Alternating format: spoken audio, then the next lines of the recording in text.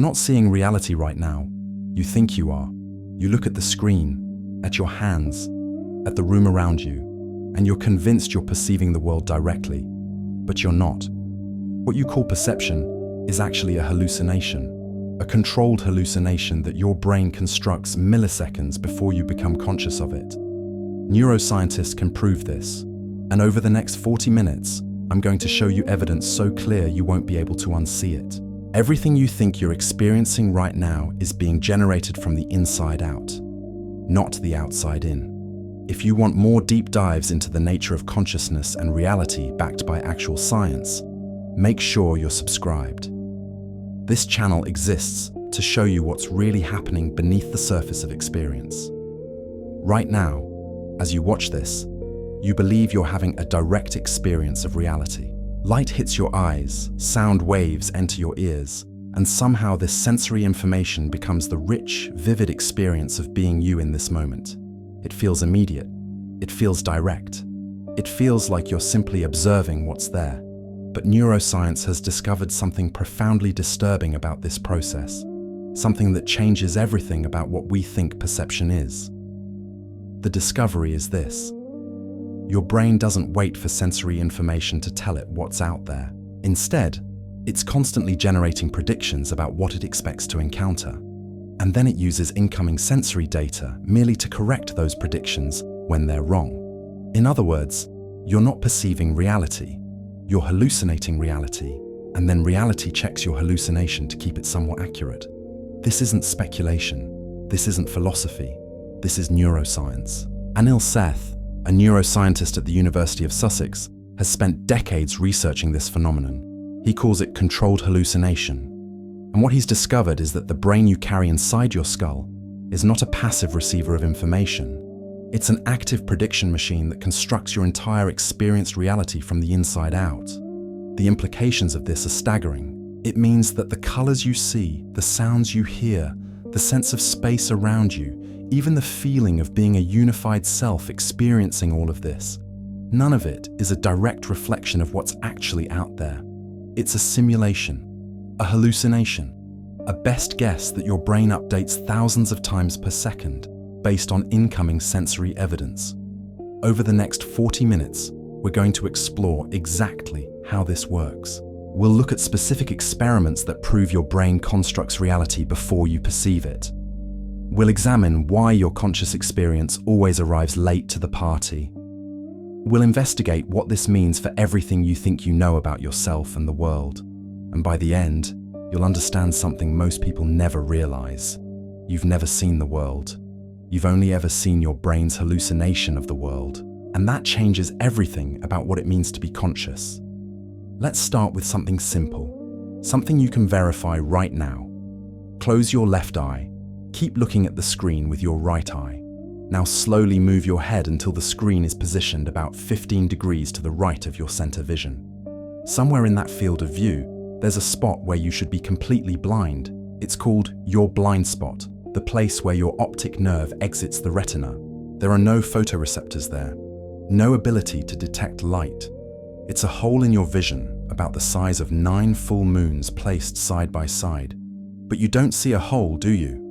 You see continuous, uninterrupted visual space. Your brain fills it in. It hallucinates what should be there based on the surrounding context. You're not seeing what's there. You're seeing what your brain predicts should be there. Now here's where it gets interesting. Neuroscientists have done experiments where they map exactly what's happening in your visual cortex when you're looking at something positioned in your blind spot. What they found is shocking. The neurons in the visual cortex that correspond to that blind spot are active. They're firing. They're representing visual information. But there is no visual information coming from that part of the retina because there are no receptors there. So where is that activity coming from? It's coming from prediction. Your brain is generating the experience of vision in a place where you are literally receiving no visual input whatsoever. This isn't a quirk. This is how your entire visual system works, all the time, everywhere. The blind spot is just the most obvious example because the input is completely absent. But neuroscience now understands that even when sensory input is present, your brain is doing the exact same thing. It's predicting what should be there, and then using sensory data to check and update that prediction. Anil Seth explains it like this: perception is not a process of decoding what's out there. It's a process of controlled hallucination. Your brain maintains a constantly updated internal model of the world, and perception is what happens when sensory signals either confirm that model or force it to update. You experience the model, not the world. This is called predictive processing, and it's revolutionizing neuroscience. The evidence for predictive processing comes from something neuroscientists have known for years, but couldn't fully explain until now. When you look at an object, say a coffee cup on your desk, the activity in your visual cortex doesn't simply mirror what your eyes are detecting. If it did, the pattern of neural firing would be proportional to the strength of the incoming signal. Bright light would create strong neural activity. Dim light would create weak activity. But that's not what happens. Researchers have measured the actual neural activity in the visual cortex using advanced neuroimaging. And what they discovered is that most of the activity in your visual cortex is not coming from the bottom up, from your eyes upward. It's coming from the top down, from higher brain regions downward. When neuroscientists count the number of neural connections, they find something remarkable.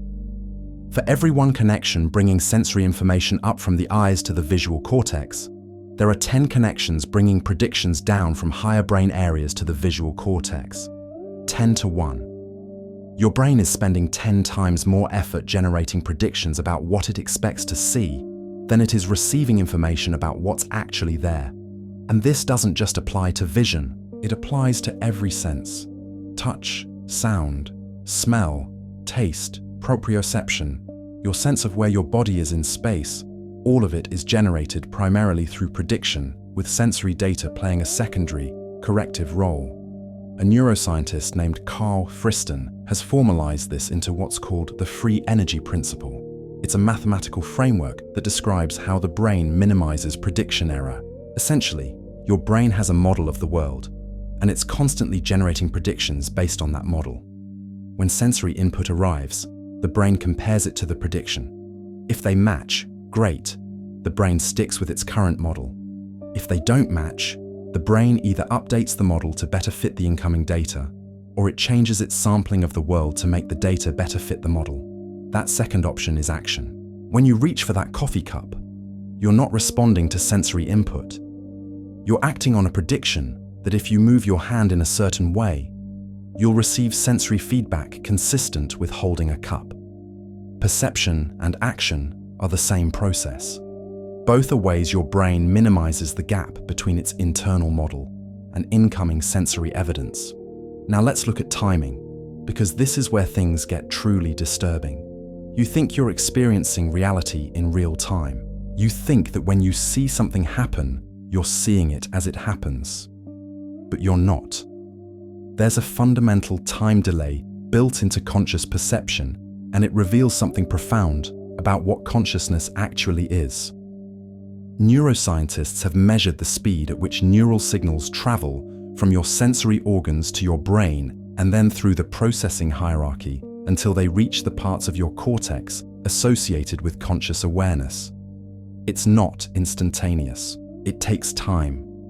When light hits your retina, it takes about 50 to 100 milliseconds for that information to be processed enough to reach conscious awareness. That's a tenth of a second. You are always experiencing the past, but it gets stranger. Benjamin Libet, a neuroscientist at UCSF, conducted experiments in the 1980s that revealed something even more unsettling. He asked people to make a simple decision, to flex their wrist whenever they felt like it. He measured the exact moment they reported becoming conscious of the decision to move, and he measured the neural activity in their brain. What he found was impossible. The neural activity that initiated the movement began about half a second before the person became consciously aware of deciding to move. The brain was already committed to the action before consciousness arrived. The person experienced themselves as deciding, but the decision had already been made unconsciously. Consciousness arrived late and took credit for something it didn't do. Now, this experiment has been debated and refined over the years, but the core finding holds. Conscious awareness is not driving your behavior in real time. It's a reconstruction after the fact. And this makes perfect sense if perception is controlled hallucination. Your brain is generating predictions and acting on those predictions before conscious awareness arrives. Consciousness is not the author of your experience. It's the narrator who shows up late and tells a story about what just happened. Anil Seth takes this further. He argues that even your sense of self, the feeling of being a unified entity, experiencing the world from a single point of view, is a hallucination. There's no self-detector in your brain. There's no special place where all your experiences come together to be observed by a centralized you. Instead, your brain generates the hallucination of a self as part of its predictive model. It predicts that there is someone experiencing these perceptions, someone making these decisions, someone living this life. And then it uses internal sensory signals, things like your heartbeat, your breathing, the tension in your muscles, to update and maintain that hallucination. You are not observing your experience. You are the experience your brain is hallucinating. Quick note, if you're finding depth in this and want more, make sure you're subscribed so you don't miss future videos. And if you're noticing you understand this intellectually but want help applying it in practice, I created something specific for that gap. It's called the manifestation path. It's a structured 28-day process that translates understanding into embodiment. Link in the description. I'll leave it there. Now back to what this means for your direct experience. What we've just explored is neuroscience. It's evidence. It's measurable. But now we need to connect this to something deeper. Because what neuroscience has discovered, philosophy anticipated centuries ago. The idea that perception is not direct but constructed, that consciousness does not passively receive reality, but actively generates it. This isn't new. Immanuel Kant, writing in the 1700s, argued that we never experience things in themselves, only our mental representations of them. He called these representations phenomena, and he insisted that the actual nature of reality, what he called the noumenal realm, is forever inaccessible to direct experience. We are trapped inside our own perceptual apparatus. Kant didn't have fMRI machines or knowledge of neural prediction, but he understood through pure reasoning that experience is mediated, constructed, indirect. What neuroscience has done is give us the mechanism. We now know how the brain constructs the phenomena Kant described. It does it through predictive processing. Your brain maintains an internal model, generates predictions, and updates them based on sensory evidence. What you experience is the model, not the thing itself. Buddhism arrived at a similar insight from a completely different direction. The Buddha taught that what we call the self is not a stable, enduring entity, but a process, a constantly updated construction, maintained through clinging and identification. There is no permanent self to be found when you look closely. There is only the process of selfing, the ongoing activity of the brain generating the hallucination of a unified observer. Modern neuroscience confirms this. When Seth and other researchers scan the brains of people experiencing a sense of self, they don't find a self-center. They find distributed activity across multiple brain regions, all contributing to the prediction that there is someone experiencing this moment. The self is not discovered, it's hallucinated, and it's maintained through the same predictive process that generates everything else in your experience. But here's what's crucial. Knowing this intellectually doesn't automatically change your experience. You can understand that your perception is a hallucination and still experience the world as solid, external, and directly perceived. That's because understanding happens in one part of the brain, but the predictive model runs much deeper, in older, more automatic neural structures. This is the gap between knowing and embodying, and it's the gap most people never cross. So let's try something. Right now, wherever you are, place your attention on the sensation of your hands. Don't think about your hands. Feel them. Notice the tingling, the warmth, the pressure, where they rest. Good. Now ask yourself this: where exactly is that sensation? You'll probably say it's in your hands. But is it? The sensation you're experiencing is neural activity in your somatosensory cortex, a specific region of your brain. The sensation is being generated in your skull. It's projected outward to create the hallucination that the feeling exists in your hands. But the actual experience, the qualia, the felt sense of it, that's happening in your brain. Your hands are sending signals, but what you experience as the sensation of your hands is your brain's prediction of what those signals mean. Now take it further. Look at the space around you. It feels like you're inside space, doesn't it? Like space is an external container and you're a thing inside it. But where is that sense of space actually occurring? It's occurring in your brain. Your brain is generating a three-dimensional spatial model and placing your sense of self inside that model. You're not in space. Space is in you. It's part of the hallucination your brain constructs to organize sensory predictions. This isn't word games. This is direct investigation. When you actually look at your experience rather than your concepts about experience, you start to notice the constructed nature of perception. You start to see the hallucination in action. Anil Seth describes an experiment that makes this viscerally clear. It's called the rubber hand illusion. You sit at a table with a rubber hand placed in front of you and your real hand hidden from view. A researcher strokes both the rubber hand and your real hand simultaneously with a brush. You see the rubber hand being stroked and feel your real hand being stroked at the same time. Within minutes, something strange happens. You start to feel like the rubber hand is your hand. Your brain predicts that the hand you see being touched should produce the tactile sensations you feel. And since the prediction and the sensory evidence align, the brain accepts the rubber hand into its body model. People report feeling ownership of the rubber hand. And if the researcher suddenly hits the rubber hand with a hammer, people flinch and experience a spike in stress hormones, even though their real hand is perfectly safe. This reveals something profound. Your sense of body, your feeling that this body is yours, is a prediction. It's a controlled hallucination that your brain maintains by integrating visual, tactile, and proprioceptive signals. When those signals align with a rubber hand, the brain incorporates it into the hallucination. Your body is not something you inherently own. It's something your brain predicts you should identify with, and that prediction can be hacked. Now apply this to everything. If your sense of having a body is a hallucination maintained by prediction, and your sense of being in space is a hallucination maintained by prediction, and your sense of being a unified self is a hallucination maintained by prediction, then what exactly is not a hallucination?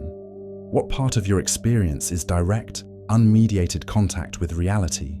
The answer neuroscience gives is nothing. There is no part of your conscious experience that is a direct perception of the world as it actually is.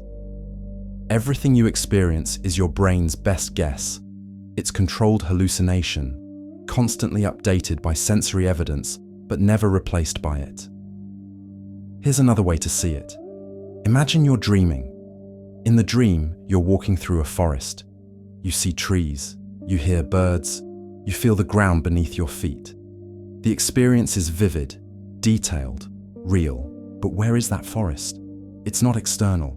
It's entirely generated by your brain. There is no actual forest, no actual trees, no actual ground. It's a simulation running in neural tissue. Now wake up. You're in your room. You see walls, you hear sounds, you feel the bed beneath you. Where is this room? Neuroscience says it's exactly the same as the dream forest. It's a simulation running in neural tissue. The only difference is that this simulation is constrained and updated by sensory data arriving from actual external sources. But the experience itself, the qualia, the felt reality of it, is still generated from within. You are always dreaming. The only question is whether your dream is being checked and updated by sensory input or running unconstrained. Waking life is a dream that reality keeps fact-checking. And sometimes reality doesn't check carefully enough, and your hallucination deviates from what's actually there. That's when you experience illusions, hallucinations in the clinical sense, or perceptual errors. But these aren't malfunctions. They're glimpses into the normal process. They reveal what's always happening, your brain generating a world and sometimes getting it wrong because the prediction doesn't match the evidence. The question this raises is profound. If everything you experience is a controlled hallucination, if you never have direct access to reality itself, only to your brain's predictive model of reality, then how do you know anything is real? How do you know there's an external world at all? This is the hard problem of perception. And it's not a problem neuroscience can fully solve, because neuroscience operates within the hallucination. It studies the brain, but the brain you study is itself part of the hallucination your brain constructs. There's no stepping outside the system to verify it from an objective standpoint. You're trapped inside the simulation, trying to understand the simulation, using tools that are themselves part of the simulation. But here's what we can say. The fact that sensory evidence constrains your hallucination suggests that there is something out there generating those sensory signals. There is a reality beyond your perception, even if you can never perceive it directly. Your brain's predictions work because they've been shaped by evolution to align with regularities in the actual world. Natural selection filtered out brains whose hallucinations deviated too far from reality. So your perception is not arbitrary.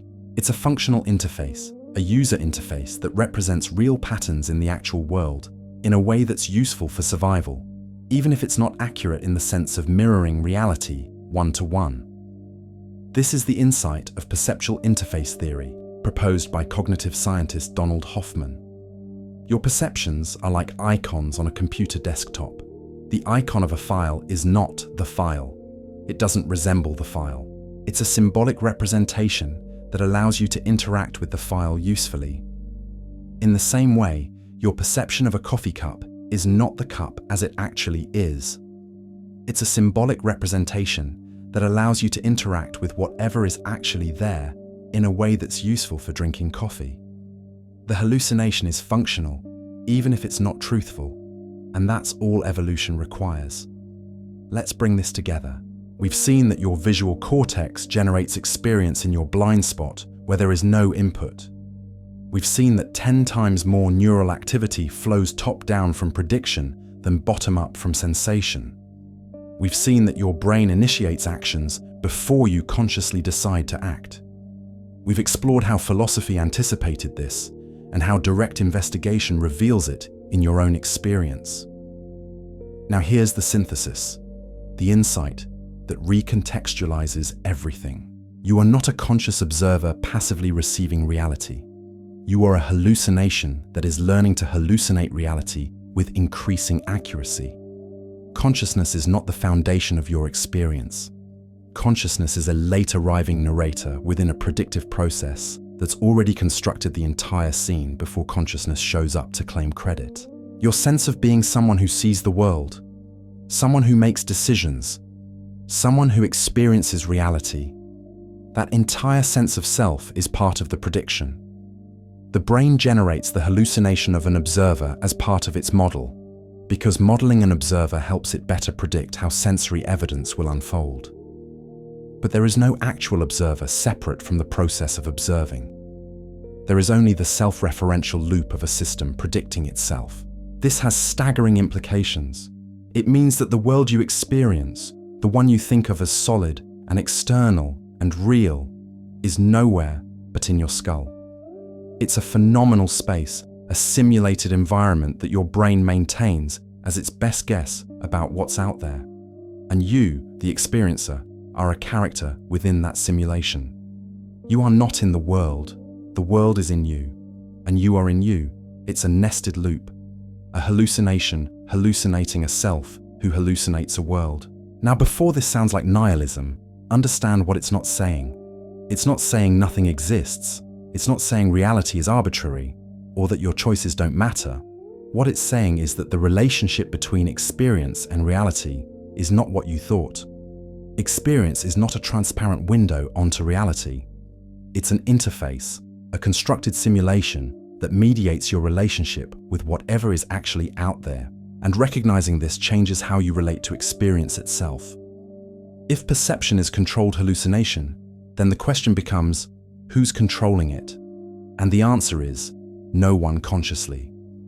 The control happens through automatic, unconscious predictive processes shaped by evolution, learning, and past experience. But, and this is crucial, there is a degree of influence available. Because your predictions are based on your model, and your model is updated by experience and attention, you can, to some extent, reshape the hallucination by changing what you attend to and how you interpret sensory evidence. This is not magical thinking. This is basic neuroscience. Your brain's predictions are flexible. They adapt. If you consistently direct attention towards certain patterns and away from others, the predictive model will update to reflect that attentional bias. You start to hallucinate a different reality, not because you're disconnecting from the actual world, but because you're changing which aspects of the sensory evidence your brain prioritizes in constructing the hallucination. This is why practices like meditation can change perception. Not because they give you access to a truer reality, but because they change the predictive model. When you train attention, you train prediction. When you train prediction, you train perception.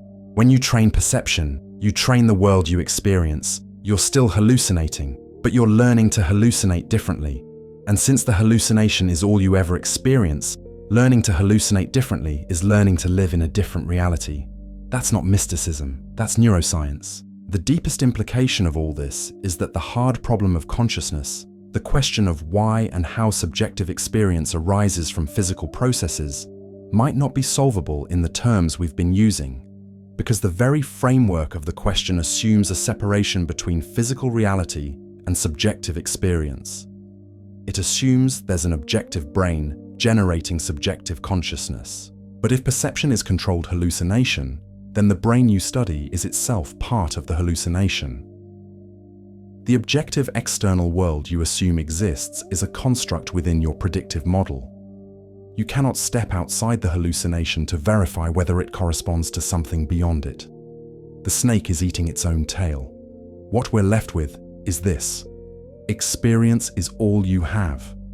It's the only thing you can be certain of. An experience is a self-generating, self-predicting, self-referential process. There is no ground beneath it. There is no outside perspective from which to judge it. There is only the loop itself, the controlled hallucination continuously updating as it tries to minimize prediction error within its own terms. Anil Seth puts it beautifully. You are a beast machine, a biological prediction engine that has stumbled into the peculiar situation of being able to reflect on its own predictive process. And that reflection is itself another prediction. Consciousness examining consciousness is consciousness predicting consciousness. It's turtles all the way down, or hallucinations all the way in. And recognizing this doesn't diminish the value of experience. It deepens it, because now you see that the entire world you live in, the richness, the beauty, the suffering, the meaning, all of it is a creative act. Your brain is not discovering reality, it's generating reality.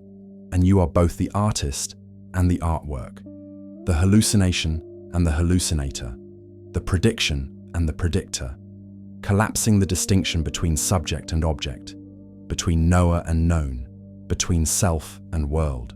What you've really learned in the last 40 minutes is this: you've never seen reality.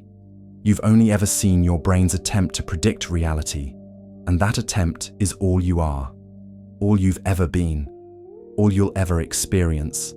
The hallucination is reality, because reality, for you, is the hallucination. There is no difference, and that's not a limit. That's the opening. That's where everything begins. There's a brutal difference between intellectually understanding that you collapse reality and actually living as someone who knows this. Most people watch videos like this, feel the insight, and 3 days later they're back to the same mental and emotional pattern as always. Why? Because knowledge without embodiment changes nothing. That's exactly the gap that led me to create the manifestation path. It's not a course, it's a structured process of identity reprogramming through 3 progressive workbooks and 28 days of guided daily practice. You'll identify and dismantle the autopilot, map who you are versus who you're becoming, and practice every day until the new identity is no longer effort, but naturalness. Neuroscience plus consciousness plus coherent action. It's not temporary motivation, it's structural change. Link in the description if you want the next insight to actually change how you exist. So, what do you actually do with this understanding? Here are 3 practices you can start immediately. First practice, the perception pause. Several times throughout your day, stop and ask yourself, am I experiencing reality or am I experiencing my brain's prediction of reality? Don't analyze it intellectually. Just notice that everything you're seeing, hearing, feeling is being generated from inside your skull. Let that sink in experientially. Watch the world flicker for a moment as you recognize it's a construction. Second practice, attention tracking. Your predictions are based on what you habitually attend to. For one day, track where your attention goes without trying to change it. Notice what you automatically focus on. What thoughts loop? What emotions arise repeatedly? This reveals your current predictive model, the hallucination you're living in by default. Third practice, hallucination hacking. Choose one small prediction to deliberately change. Maybe you predict that waking up will feel groggy. Tomorrow morning, predict that you'll feel alert. Don't force it. Just hold the prediction clearly and see if your experience updates to match. You're training your brain to hallucinate differently. Small changes to the predictive model create different experienced realities. This is not the end of the investigation. This is the beginning, because now you know that the reality you inhabit is not fixed, not external, not given. It's a collaborative hallucination between your predictive brain and incoming sensory evidence. And that means it's more open, more fluid, more responsive to conscious influence than you ever imagined. You are not observing a static world. You are participating in the creation of a dynamic world, generated fresh every millisecond through prediction. The question is no longer what is reality. The question is, what reality are you predicting? And how consciously? You're always hallucinating. The only question is whether you're doing it on autopilot or with awareness. Welcome to the other side of perception. Nothing will look quite the same again. If this genuinely expanded how you see perception and consciousness, leave a like. It helps more people find this. And drop a comment with your answer to this. What's the most disturbing implication of understanding that perception is controlled hallucination? I'm curious what lands hardest for different people.